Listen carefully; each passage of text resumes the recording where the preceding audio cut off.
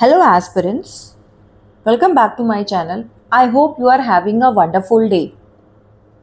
Do you think you know history? Let's find out. Today we are diving into history MCQ that will test your knowledge. Only about 10% of people can get a perfect score on this quiz. So grab a pen, keep track of your score and let me know in the comments. How many you got right? Let's jump straight into question number 1. Who were the Mughals? Option A is a dynasty of rulers who governed much of India from 1526 to 1857. Option B is a group of European traders who came to India for trade. Option C is a South Indian dynasty that ruled only Tamil Nadu. And option D is a tribal community of Central Asia. Ready? Your 5 seconds starts now.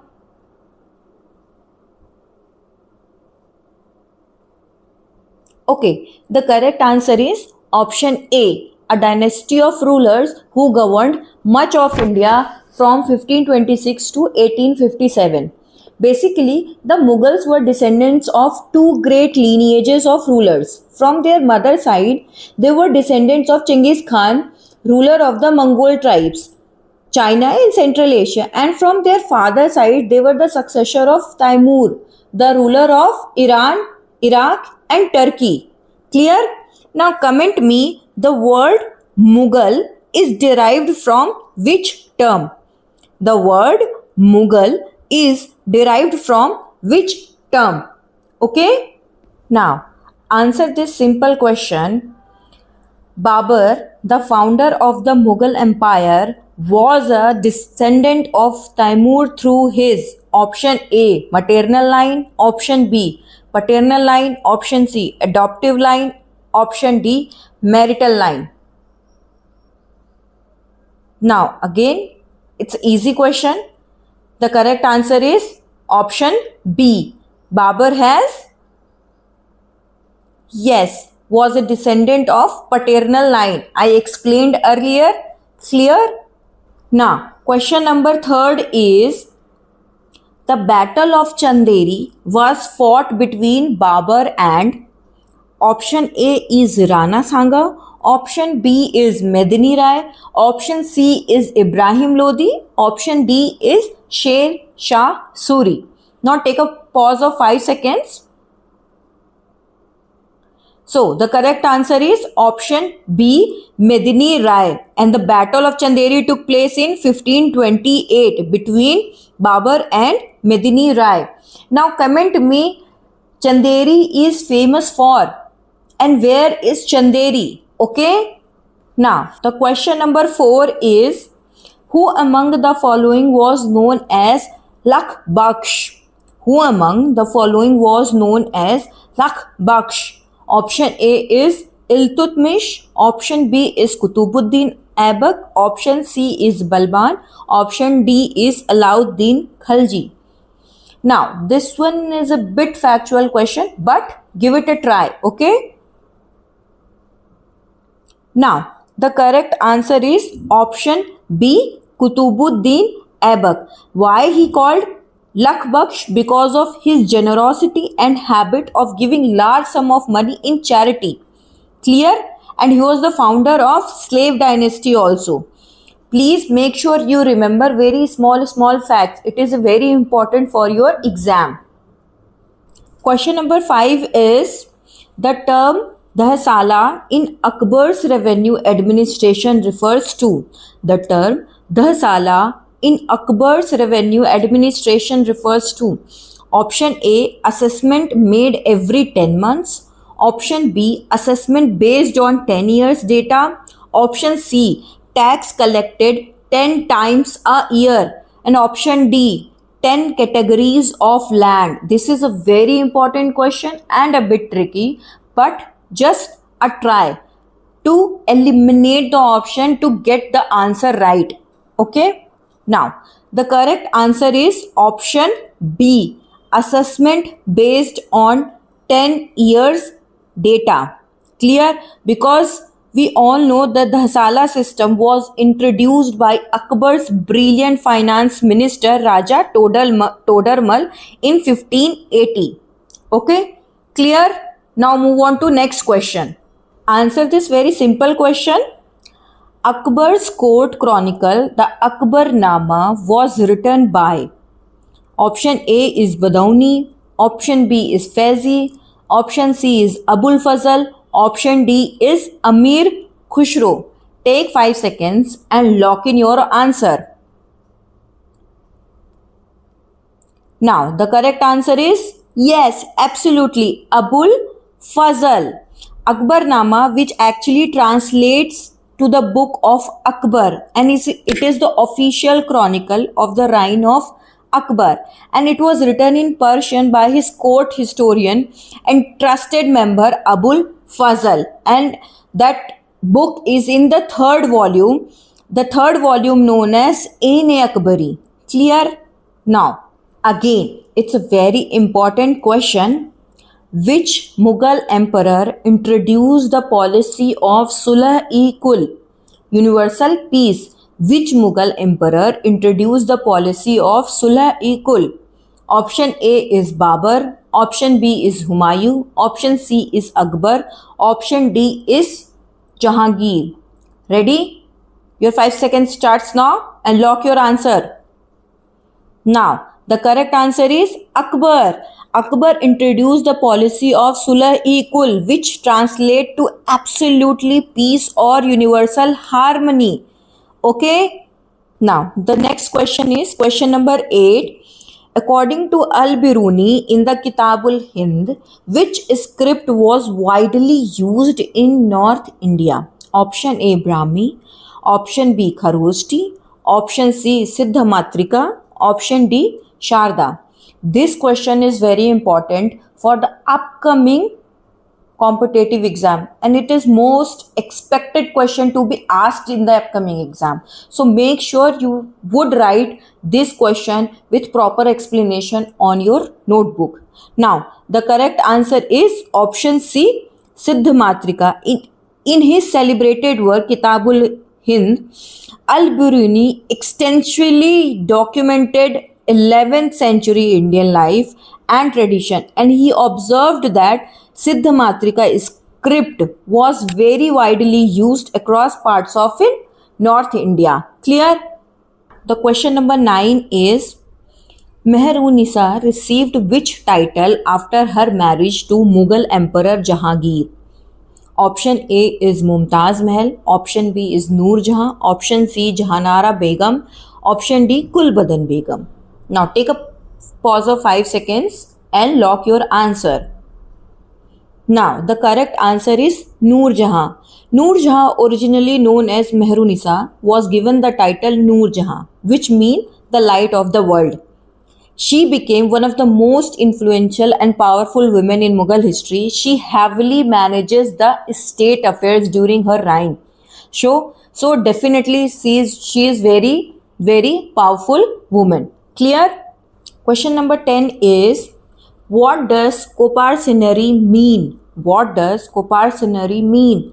Option A, village council. Option B, share in ancestral property. Option D, land tax. Option D, religious gathering. This question is specifically meant for vocabulary. Now, the correct answer is option B, share in ancestral property. Okay? The next question is, which of the following temples is located in the Khajuraho group of monuments? Which of the following temples is located in the Khajuraho group of monuments? Option A is Brihadeshwara temple, option B is Konark Sun temple, option C is Jagdambi temple, option D is Dilwara temple. Now take a 5 seconds and lock in your answer. Now the correct answer is option C, Jagdambi temple. The Devi Jagdambi temple is part of the world famous Khajuraho group of monuments in Madhya Pradesh. It was built by the Chandera rulers between the 10th and 11th century, and it is celebrated for its intricate Nagara style architecture and superb artistic sculpture. Now, Comment me, what is the feature of Nagra style architecture? The question is, what is the feature of Nagra style architecture? Comment me now. Question number 12 is, which of the following is not a World Heritage Site in Madhya Pradesh? Which of the following is not a World Heritage Site in Madhya Pradesh? Option A is Khajuraho Temple. Option B is Sanchi Stupa. Option C is Bhimbetka Rock Shelters. And option D is Gwalior Fort. Can you get this question right in 5 seconds? Yes, absolutely. The correct answer is Gwalior Fort, because Gwalior Fort is an iconic historical movement of immense cultural significance, but it is not designated as an official UNESCO World Heritage Site. Clear?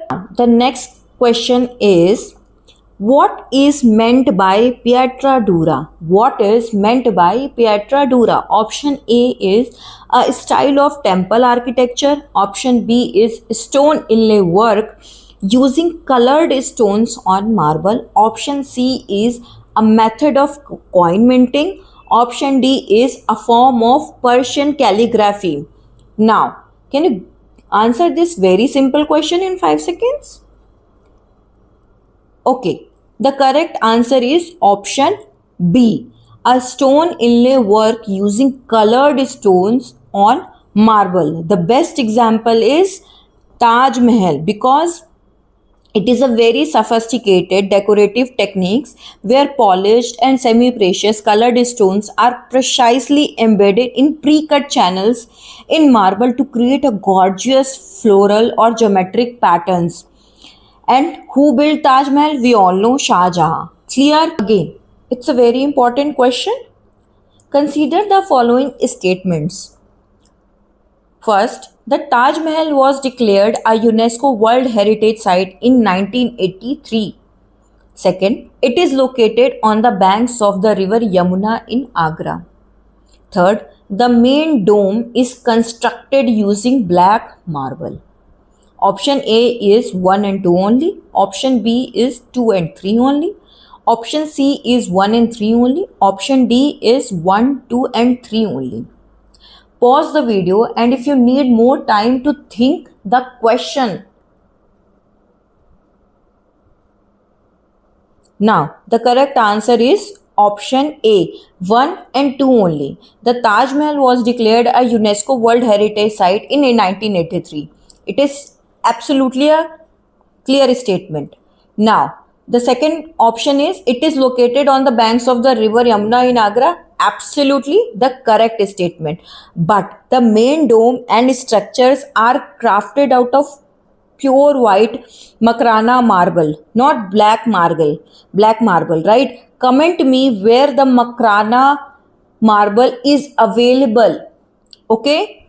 Now, question number 15 is, the Navratans or 9 gems were a group of distinguished scholars and artists associated with the court of which Mughal emperor? Option A is Aurangzeb, option B is Akbar, option C is Babur, and option D is Jahangir. When you stuck in some question, try to reach the answer using elimination method, and this question is typically defined the elimination method.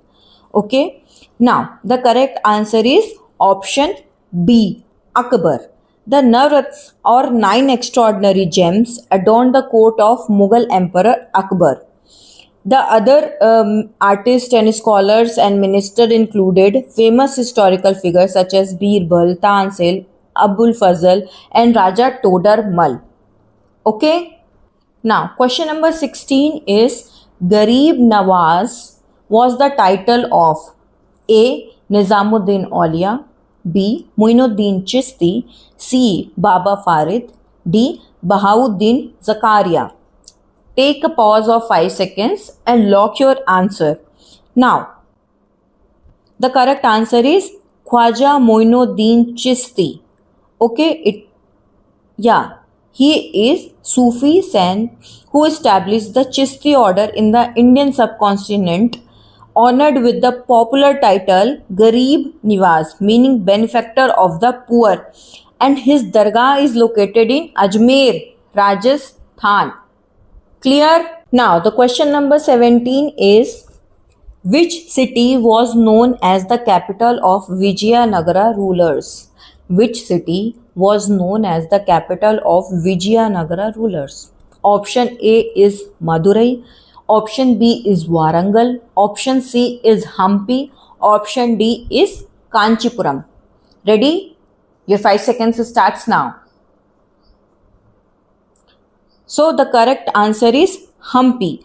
Hampi is located on the banks of Tungabhadra river, and present day it is Karnataka, served as the spectacular capital city of the prosperous Vijayanagar Empire from the 14th to 16th century.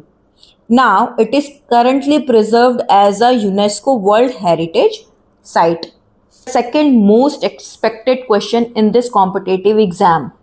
The famous medieval Rajarajeshwara Brihadeshwara temple is located in which of the following Indian states? Option A is Karnataka. Option B is Tamil Nadu. Option C is Andhra Pradesh. Option D is Kerala. Can you answer this simple question? Yes, the correct answer is option B, Thanjavur. Thanjavur is in, yes, Tamil Nadu. The Brihadeshwara temple, known as Rajarajeshwara, it is situated in Tamil Nadu. And this built under the patronage of great Chola Emperor Raj Raja I in the early 11th century. And it stands out as one of the finest architectural masterwork of Dravidian art. Tell me, what is the feature of Dravidian style architecture? Okay. Now, question number 19 is, the famous Mandu monuments like Jahaj Mahal and Hindola Mahal in Madhya Pradesh were constructed under the patronage of which medieval sultanate? Option A is the Mughals. Option B is the Tomara of Gwalior. Option C is the Gauri and Khilji Sultans of Malwa. Option D is the Chandelas of Jijagabhuti. Now, take a pause of 5 seconds. The correct answer is option C, the Gauri and Khilji Sultans of Malwa. The spectacular architectural ruins of Mandu, including Jahaj Mahal, Indola Mahal, Roopmati Pavilion, were constructed primarily during the 15th and early 16th centuries under the royal patronage of independent Gauri and Khilji Sultans of Malwa Sultanate. Okay? Which ruler of the Delhi Sultanate introduced the famous policy of blood and iron to crush internal rebellions and protect the borders from Mongol invasions? Option A is Iltutmish. Option B is Alauddin Khilji. Option C is Ghiazuddin Balban. Option D is Muhammad bin Tughlaq. Again, a very important question. And when you stuck in some type of question, try to reach this question using elimination method. Okay, and you will find nearly a good option to tick the answer. Now, the correct answer is option C, Ghiazuddin Balban, an exceptionally ruthless and practical ruler of the slave dynasty, which established the strict policy of blood and iron, which means absolute military force and harsh punishment to crush internal rebels and defend the Sultanate borders against the Mongol raids. Okay, the last question is very important. You should remember the fact. Okay, thank you so much. And that is a wrap on today's history MCQ challenge. So, how did you do? Are you certified history professor, or do you need to hit the textbook again? Because yes, this question is easy, moderate or difficult. Now, drop your score in the comments below. I want to see who got the perfect score. If you enjoyed testing your brain power today, smash that like button and subscribe so you don't miss our next trivia challenge. Thanks for playing, and I will see you in the next video. Until then, keep studying. Bye bye.